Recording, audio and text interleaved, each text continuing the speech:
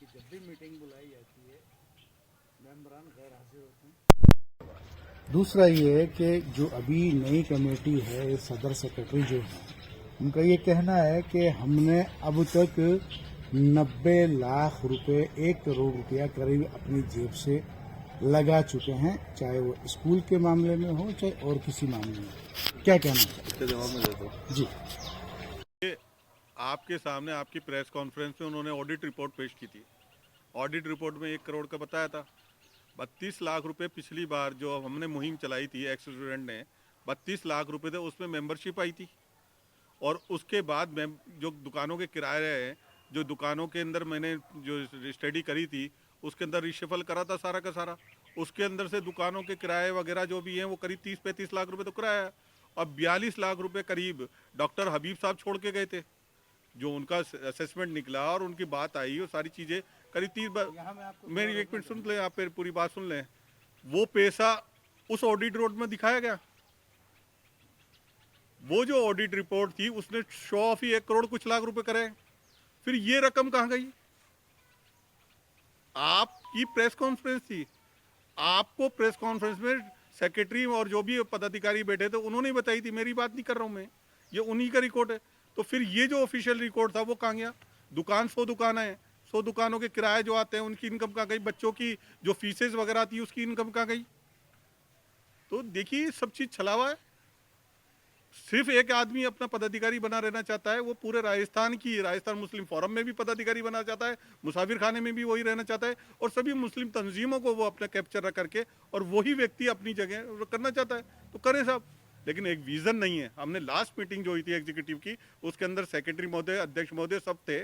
उसके अंदर कहा था कि साहब कोई भी इंस्टीट्यूशन है वो चलता है सिर्फ 2 चीज़ों से, एक तो विजन और दूसरा फाइनेंस। हमने कहा मुंह पे, हम दोनों भाई थे, हम दोनों भाई ने कहा आपका विजन नहीं है। दूसरी चीज फाइनेंस आया नहीं। अब फाइनेंस कहाँ से आएगा? फाइनेंस कैसे आएगा किसी भी इंस्टीट्यूशन के लिए? आप चुनाव घोषित कीजिए, लोकतांत्रिक प्रक्रिया है। लोकतांत्रिक प्रक्रिया में ठीक है, आपने अच्छा काम किया, जनता के बीच जाइए, जनता आपको चुन लेगी। लेकिन उससे एक फायदा ये होगा कि चुनाव के अंदर मेंबर बनेंगे तो मेंबरशिप बनेगी, मेंबरशिप होगी तो पैसा आएगा, और पैसा आएगा, चुनाव लड़ेंगे तो सब चीज़ होगी। आज अल्हम्दुलिल्लाह मैं शुक्रिया अदा करना चाहता हूँ जयपुर शहर की आवाम का। एक गरीब आदमी जो दोनों टांगों से विकलांग था, उस व्यक्ति ने भी पिछली बार 2100 रुपये दिए, इस बार 2500 रुपये दिए, और गरीब लोगों ने मेंबरशिप ली, सिर्फ एक इस आशा से, एक इस उम्मीद से कि हमारे बच्चे इंस्टीट्यूशन मुस्लिम स्कूल में जाएंगे, सुरक्षित रहेंगे, सुरक्षित वातावरण मिलेगा और उनको दीनी तालीम का मिलेगा, क्योंकि मस्जिद है, मस्जिद से जुड़े रहेंगे। और चूंकि हम फोकस कर रहे हैं केवल मात्र लड़कों के स्कूल पे, हम बात करते आए, हम वादा करके आए थे कि सीबीएसई स्कूल मुस्लिम परिसर में खुलेगा, एमडी रोड के परिसर पे खुलेगा। वहाँ बड़ी बड़ी बातें हुई थी उस टाइम साहब, 5 करोड़, 10 करोड़, 20 करोड़, वो कहाँ गया वो सब चीजें? बात आपका कहने का मतलब है कि इसमें भ्रष्टाचार भी हुआ है? देखिए, मैं ये नहीं कहना चाह रहा, मैं भ्रष्टाचार की बात नहीं कर रहा हूँ। आपकी प्रेस कॉन्फ्रेंस थी, उन्होंने ही बोला था, और उनका सवाल था पत्रकार महोदय का, उसका जवाब दिया मैंने। तो नहीं, भ्रष्टाचार तो नहीं हुआ, लेकिन असल में विजन नहीं है। सही बात है, ये विजन नहीं है। Thank you sir. चलिए, वो तो उनका तो कहना ये है कि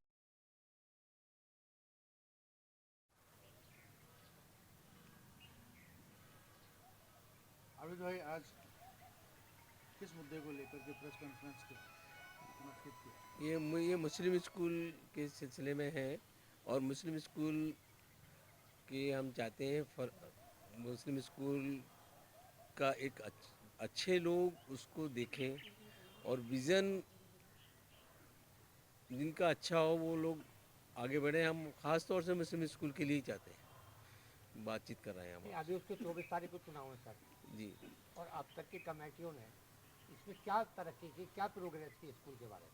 देखिए साहब, कमेटी में पहले तो शुरू में तो डॉक्टर हबीब साहब ने बहुत काविशें की और मेहनत की।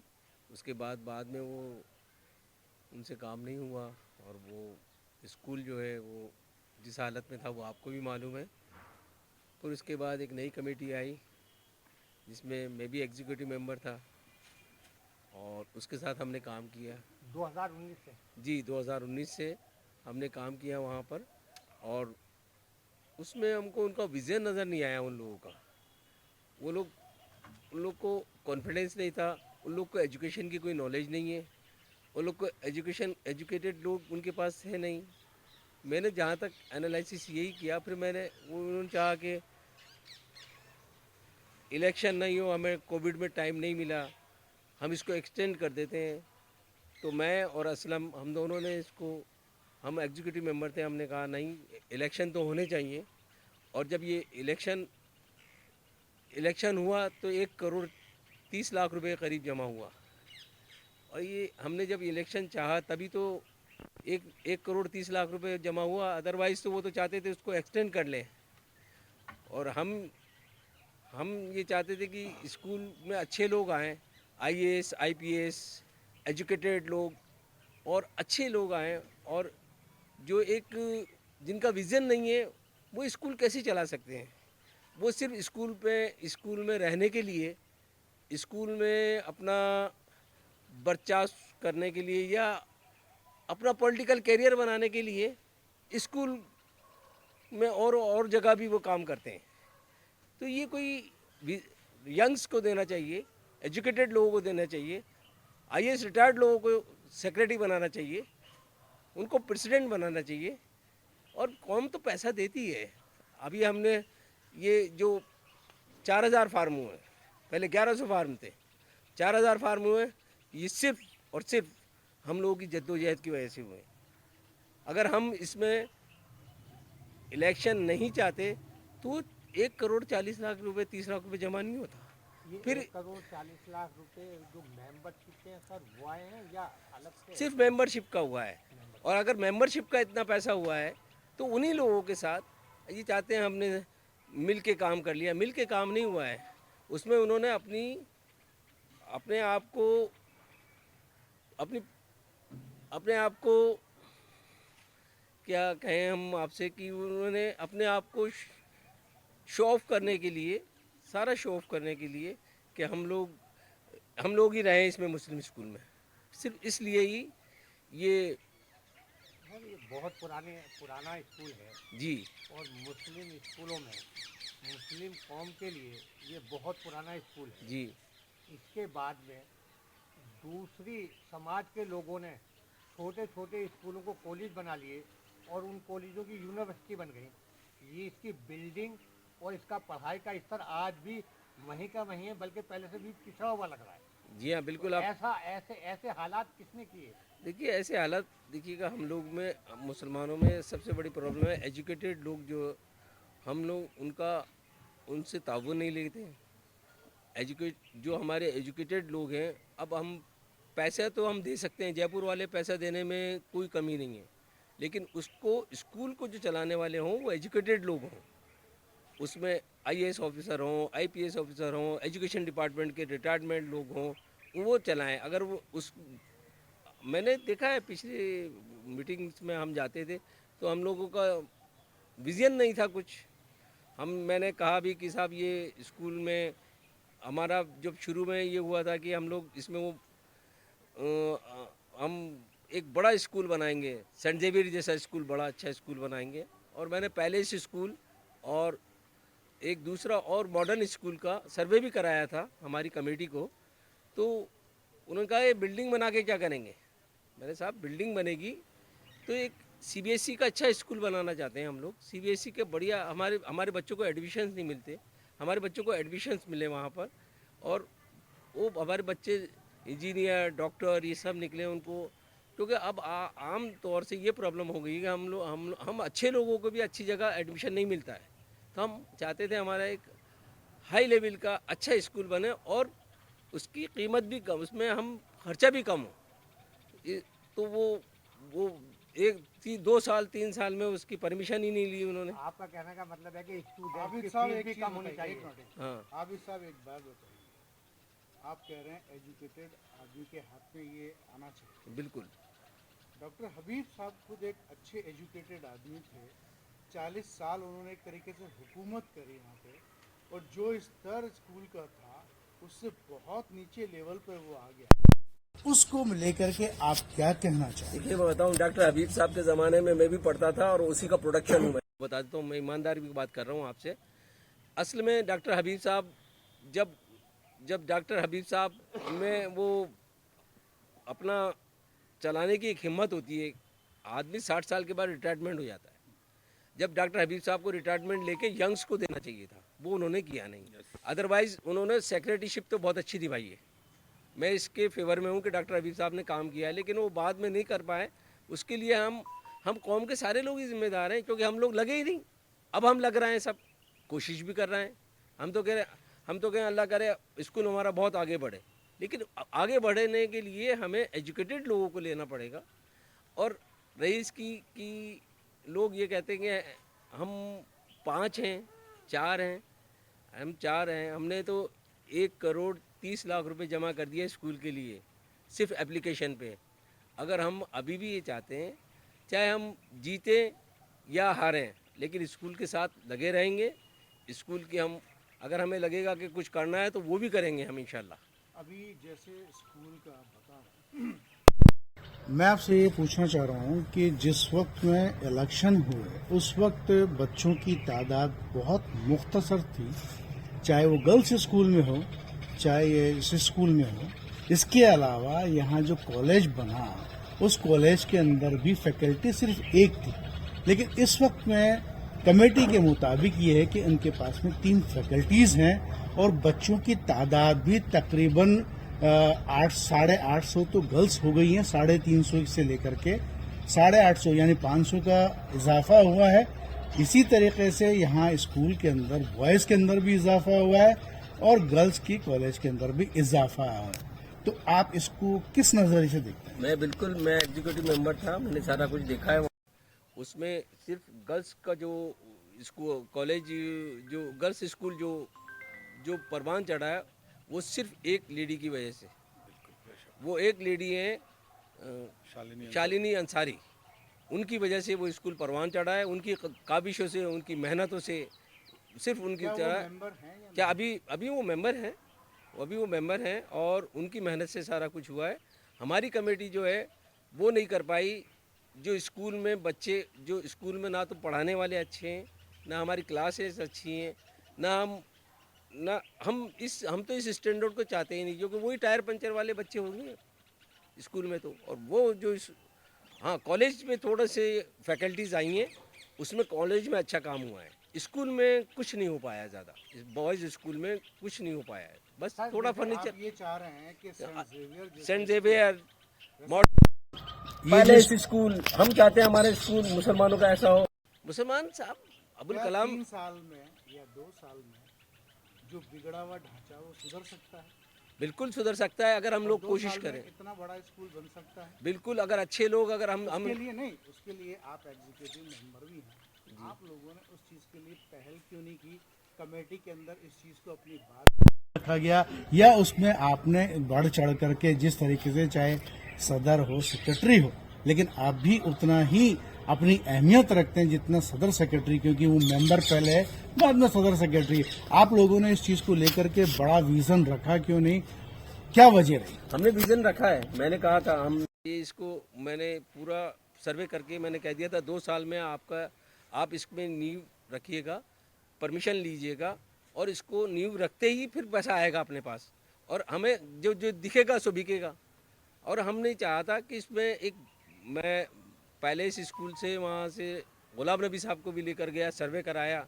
उन्होंने कहा मैं 2 साल में आपका पूरा स्कूल तैयार कर दूंगा, और पूरा स्कूल तैयार करने के बाद इसमें CBSE की परमिशन ले लूँगा, सब कुछ कर लूँगा, और टीचर्स रख लेंगे हम लोग। उसके बावजूद इन लोगों से कुछ नहीं हुआ। ये कहते थे बिल्डिंगों से क्या होगा। हमारे जो 12 मंजिला बिल्डिंग का कहने लगे, सामने देखो ये बिल्डिंग है, इसमें कौन रहता है साहब। जब हमारी बिल्डिंग होगी तो हमारे बच्चे आएंगे, एजुकेशन होंगे, अच्छे लोग आएंगे, पढ़ेंगे उसमें। और हम खाली यही नहीं मुस्लिम, हम तो औरों को भी पढ़ाएंगे। हमारा प्रमोट करने के लिए MP MLA कोटे से भी स्कूल कॉलेजों को पैसा दिया जाता है, उसमें कितने MP MLA ने मदद की आपकी? साहब मदद तो क्या, हमें उनसे अवेल करना ही नहीं आता, हमसे लेना ही नहीं आता साहब, MP MLA से लेना ही नहीं आता। और मैं बता दूँ आपको, मेरी बेटी है, वो मैंने इतना सा कहा था, बेटा राजीव गांधी स्कॉलरशिप है, तो उसको गवर्नमेंट ने 46 लाख रुपए दिए और अभी वो लंदन में पढ़ रही है। और वो चली गई। एक लड़की ले सकती है 46 लाख रुपीज़, जो मैं भी I belongs to the Ramganj also, Ramganj की एक लड़की, तो मुस्लिम स्कूल में तो 10 लाख रुपए नहीं ले पाए किसी से, क्योंकि उनको लेना ही नहीं आता, रफीक खान ने दिए थे वो लिए। अवेल करना ही नहीं आता। दरअसल प्रॉब्लम ये है कि वो जब एजुकेटेड लोग होते हैं वो उसी चीज़ को फुलअप करके ही ले पाते हैं। सर एक और रही इसकी बात, और बता दूँ, एक मिनट और बात बताता हूँ। कौम इतनी कमज़ोर नहीं है। हम उन लोगों में से हैं कि हम झोली पसारना जानते हैं, और जब तक हम झोली नहीं पसारेंगे मुस्लिम स्कूल के लिए, हम लोग, कौम तो खूब देने को तैयार है। जब कौम ने हमको 1 करोड़ 30 लाख रुपए दे दिया, तो हमें 20-30 करोड़ रुपए जमा करने की कोई बड़ी चीज़ नहीं है साहब। एक आदमी से काम नहीं होगा। एक आदमी से मेंबरशिप ले ली, एक आदमी से पैसा लेके मेंबरशिप बना लिया और स्कूल में यूँ चलता रहा, बस मैं कि मेरी पॉलिटिक्स होती रहे, ऐसे नहीं होगा। कौम में जब तक कि हम कौम के पास नहीं जाएंगे कि लाओ साहब हमें चंदा चाहिए, चंदा लेंगे तभी कौम देने को तैयार है। कौम जयपुर के मुसलमान गिरे पड़े नहीं है साहब, लेकिन उनसे लेने वाला होना चाहिए। मैंने तो 30 साल पहले भी मेरठ के दंगे में 8 लाख रुपए जमा करे थे जामा मस्जिद से, और हम बांट के आए थे। मैं 30 साल पहले की बात कर रहा हूँ। एक सवाल आपसे, एक आपकी कमेटी ने एक इंग्लिश मीडियम स्कूल एल्कोन के नाम से शुरू किया। बच्चे का एडमिशन करवाने के लिए जब पेरेंट्स आते हैं तो ये कहते हैं कि फीस बहुत ज़्यादा है, जबकि आप जेवियर या सोफिया एमजीडी वहाँ अगर बच्चों की अगर फीस देखें उसके मुकाबले में शायद आधी कीमत उस पर रखी गई है। उसके बावजूद भी यहाँ पर लोग फीस माफ करवाने या फीस को कम करवाने की उम्मीद रखते हैं। ऐसे हालात में हम बड़ा स्कूल खोलने की बात कर रहे हैं, तो कैसे ये मुमकिन होगा? बहुत अच्छी बात है आपकी, बहुत अच्छी बात है। ये तो बिकेगा सर, मैं बता दूं आपको, हैं अगर आज हम एक अच्छा स्टाफ रखेंगे और अच्छे स्टैंडर्ड्स, एक तो वो जो स्कूल बना है वो सिर्फ एक फॉर्मेलिटी के लिए बना है कि हमने वो, हमारे यहाँ 2 खेप हो गए थे, हबीब भाई को हटा दिया गया था, नगीने वाले एक तरफ हो गए थे, फिर इस चीज़ को एक ग्रुप ने ऐसा चाहा था हमारे कि हम सब कुछ कर लेंगे, तो उन्होंने सिर्फ एक वादा किया था ना, उसकी एक फॉर्मेलिटी पूरी हुई है वो स्कूल तो। अदरवाइज़ स्कूल चलाने के लिए आदमी उधार नहीं लिए जाते हैं, स्कूल कमेटी के ही लोग स्कूल चलाते हैं, उधार नहीं लिए जाते स्कूल चलाने के लिए। और अभी भी कौम में ऐसे लोग हैं जो ये कहते हैं कि हम इस स्कूल को बग़ैर किसी तनख्वाह, बग़ैर किसी मेहनत के बहुत अच्छे अंदाज में लेके चल सकते हैं, जिसमें एक मैं नाम दे सकता हूँ आपको, गुलाम नबी साहब का। गुलाम नबी पहले से स्कूल चलाते हैं और वो कहते हैं सब हो जाएगा, और हम एक बार नियुक्त करें, कोशिश करें, सब मिलके करें। ऐसा नहीं, हम तो चाहते हैं कि हम ये एक अच्छा स्कूल बनाएंगे तो हमारे आने वाली जनरेशन के काम आएगा, हमारे काम थोड़ी आएगा वो। आपने अभी कहा कि 2 धड़े हो गए जी, तो क्या उम्मीद करते हैं कि इस बार भी 2 धड़े या 3 धड़े या 4 धड़े नहीं होंगे? इस बार तो हुई गए, 4 तो वैसे ही ऑलरेडी, वैसे ही हुए, 4 तो हो ही गए। लेकिन लेकिन अभी जब ये हाल है तो आगे जब ऐसा होगा तो हम तो कह रहे हैं अल्लाह करे वो 4 धड़े भी हो जाएं, लेकिन स्कूल का कुछ बेनिफिट तो करें साहब, स्कूल का कुछ बेनिफिट तो करें। हम तो चाहते हैं चलिए हम बाहर हो जाएं, हम तो हार गए, चलिएगा हमारी हार में भी जीत है साहब, ये बता दूं मैं आपको। हमने क्योंकि 1 करोड़ 30 लाख रुपए जमा करा है, हमें ये भी मालूम है कि जयपुर से 20 करोड़ रुपए कैसे होगा। आबिद साहब, जिस तरीके से आपने एप्लीकेशन फॉर्म पे 1 करोड़ 30 लाख इकट्ठे किए, जी, क्या आप लोग जीतते हैं, आपका ग्रुप जीतता है, तो आप उन टीचरों की जो बकाया तनख्वाह है वापस दिला पाएंगे या दे पाएंगे, जिनकी सालों से तनख्वाह नहीं गई है अभी तक? जी साहब, सबसे पहला काम अगर होगा ना तो सबसे पहले ये लीगल काम होगा। ये एक लीगल काम है और इसके नियर अबाउट हम पहुंच भी चुके हैं, और बता दें हम आपको, इसमें हमने गवर्नमेंट से भी बातचीत चल रही है इस सिलसिले में, और करिए असलम साहब ने बात करी है, वो बता दूं आपको, और वो नियर अबाउट हो चुका है वो काम, इंशाल्लाह हो जाएगा। अगर हम जीते या हारे वो काम तो वैसे भी होगा इंशाल्लाह। सर एक सवाल हो रहा है आपसे, हाँ इस मुस्लिम स्कूल की दुकान है। जी, मैं छोटा सा सवाल कर रहा हूँ, छोटा जवाब दीजिएगा साहब। मुस्लिम स्कूल की बहुत सारी दुकानें हैं, कई लोग जो पुराने किराएदार थे उन्होंने 500 रुपए में दुकान किराए से लिए, 30,000 रुपए में दे रखी है। इसके लिए अब तक की कमेटी ने क्या एक्शन लिया? देखिए साहब, एक्शन तो कोई कोई लीगल सेल तो बनाया नहीं। अब 2-3 लोग काम करते थे, अब उनसे कुछ काम, मेरे हिसाब से तो काम हुआ नहीं, बस पैसा आता रहा। अगर हम इसमें लीगल उनको नोटिस वगैरह दे देते तो बहुत बेहतर रहता। हमने